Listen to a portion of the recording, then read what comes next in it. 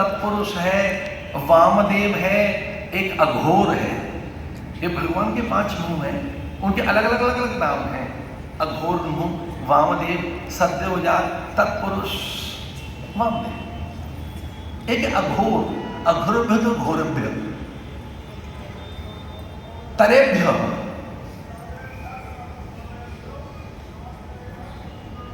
भ्य, अघोर, इसका अर्थ जो घोर नहीं है, इसका अर्थ होगा अघोरियों की किसी प्रकार की मान्यता पाले बैठे हो तो सब ध्वस्त कर दो अभी।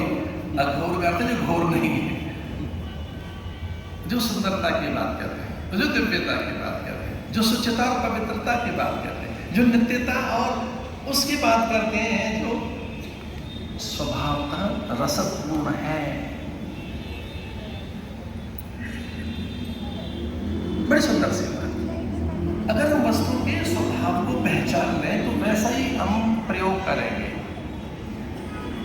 वस्तु के स्वभाव का। इसे जब कभी अग्नि से हाथ जले तो चिमटा बना, अग्नि का एक स्वभाव है, और उसके संपर्क में जैसे ही जल आता है तो वो वाष्प बन जाता है। इसका अर्थ ऊपर जा रहा है, ऊपर, मूल, ऊर्ध्व मूल अधशातः, हम सबका मूल वही है। अच्छा, संयोग से हम अपना वंश वृक्ष बनाकर देखें तो उसमें हम सबसे नीचे, हमारे ऊपर पिता, फिर पिता और उसके पिता, फिर पिता। अगर हम फैमिली ट्री बनाकर देखें अपनी, तो उस फैमिली ट्री में हम तो बहुत नीचे हैं, फिर हमारे नीचे हमारा पुत्र, और फिर उसके भी नीचे उसका पुत्र। तो कहीं अगर हम ऊपर भी हैं तो फिर पुत्र नीचे है, फिर उसका पुत्र, तो पुत्र और पात्र, प्रपात्र।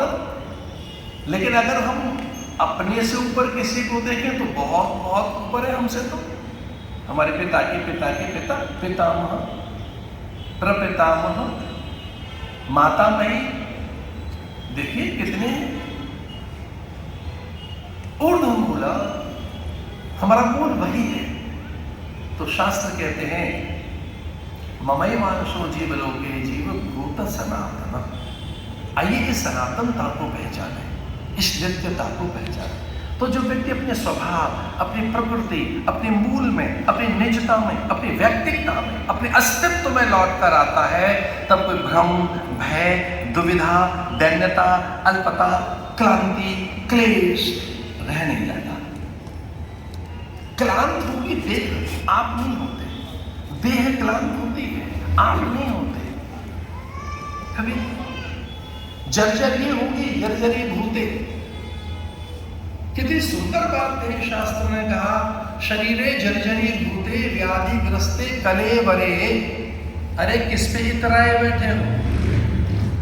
ये तो व्याधिग्रसित है, जन्म मृत्यु जरा व्याधि दुख दोषानु दर्शनम। अरे किस पर इतराए बैठे हो? किसे महान बनाए बैठे हो? ये इतना महान है नहीं, ये तो पद के कारण है।